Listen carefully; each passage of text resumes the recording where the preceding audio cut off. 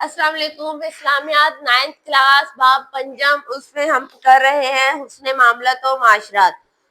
ये इसका पहला हमने कसम के अहकाम मसाइल किए हैं। आज हम करेंगे गवाही के अहकाम मसाइल। गवाही के लिए कुरान और सुन्नत में शहादत का लफ्ज इस्तेमाल हुआ है। किसी की गवाही देना, किसी की शहादत देना। जैसे दूसरा कलमा है, उसपे इस चीज की गवाही दी गई है कि हम अल्लाह और इसके रसूल सल्लल्लाहु अलैहि वसल्लम पर ईमान लाए। ऐसे ही किसी भी बात को जो हक और सच हो, उस बात की गवाही देना शहादत कहलाता है। शहादत का मतलब किसी चीज या मामले को अपने इल्म के मुताबिक जिम्मेदारी का सबूत देते हुए वाज़ेह करना, ताकि हकदार को उसका हक मिल सके। गवाही में दो बातों का ख्याल रखना बहुत जरूरी है। किसी वक़ुए का बगैर मुशाहिदा करके इसको दिलो दिमाग में बिठाना और मामले को काजी और जज के सामने पूरी तरह दयानतदारी से पेश करना। गवाही देने वाले को गवाह कहते हैं। मामलात की नौयत के पेश नजर गवाही का हुक्म भी बदलता रहता है। जब गवाही देने वाला कोई और ना हो और मामला दो गवाहों को मालूम हो, तो इस वक्त गवाही देना फर्ज हो जाता है। और जब गवाह को गवाही देने के लिए बुलाया जाता है, तो गवाही छुपाना जायज नहीं होता। जब सारे लोग मामले और पेशे आमद वाक़ये से बाखबर हो तो गवाही फर्ज नहीं रहती, बल्कि मुस्तहिब के दर्जे में आ जाती है। अल्लाह ताला का इरशाद है, जब भी गवाहों को बुलाया जाए तो वो इनकार ना करें।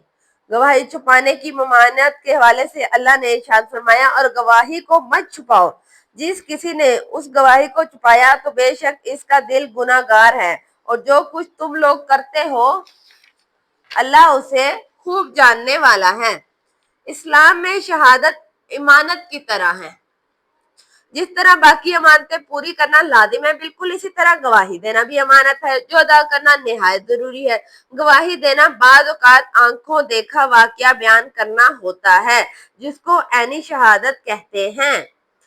बाज़ औक़ात गवाही किसी चीज को सुनकर शहादत देता है बाज़ औक़ात गवाह किसी चीज को सुनकर शहादत देता है, इसको समी शहादत कहते हैं। जब वो किसी शख्स को अपनी शहादत की गवाही पर गवाह बना देता है, तब उसको शहादत आला शहादत यानी गवाही पर गवाही देना कहा जाता है।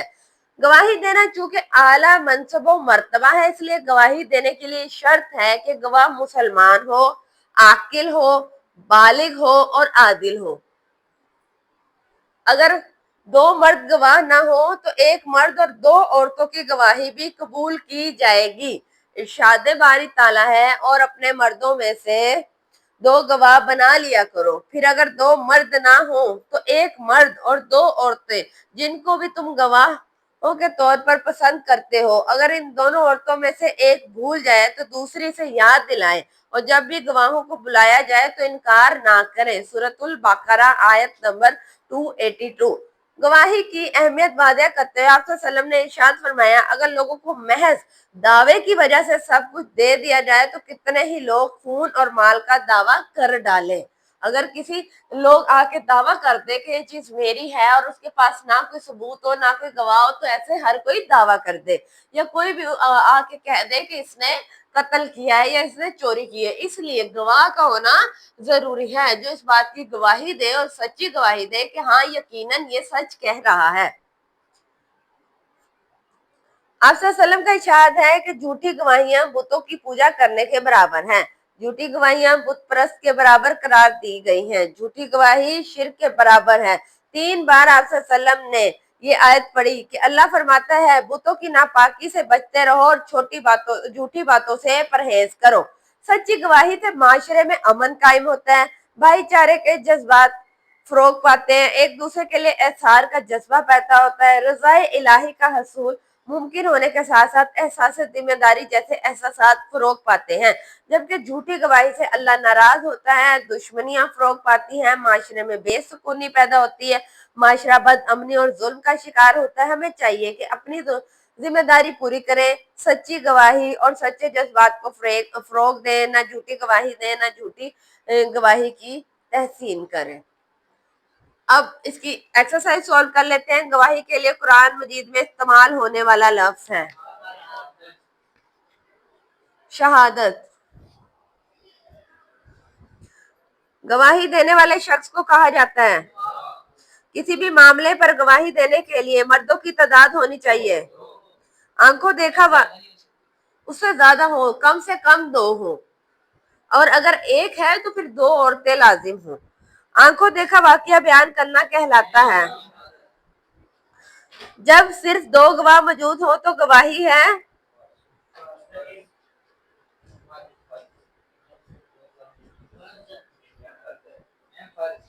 फर्ज।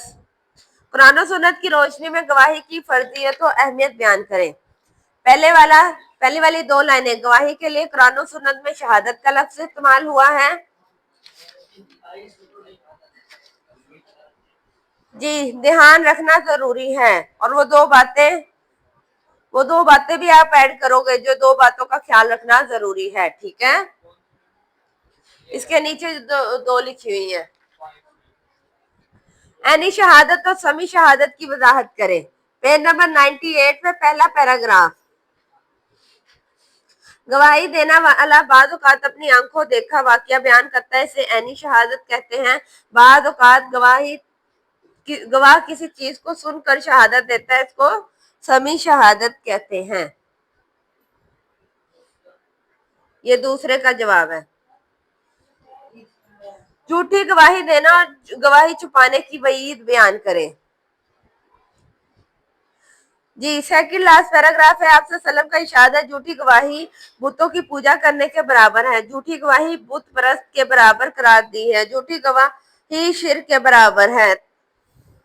इसके बाद आपसे सल्लम ने 3 बार ये आयत पढ़ी, बुतों की नापाकी से बचते रहो और झूठी बातों से परहेज करो। तीसरे का जवाब है। झूठी और सच्ची गवाही के 2 असरात तहरीर करें। आखिरी पैराग्राफ है।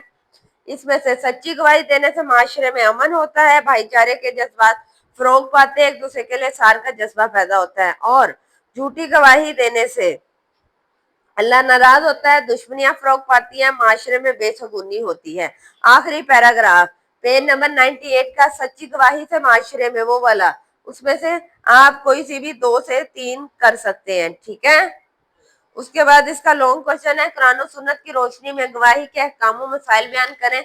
तो इसमें ये सारा चैप्टर आएगा जो कुरान और सुन्नत में कहा गया, अल्लाह ताला और आप सल्लम का फरमान, ठीक है। ये हमारा चैप्टर मुकम्मल हो गया आज के लिए। शुक्रिया, अल्लाह हाफिज।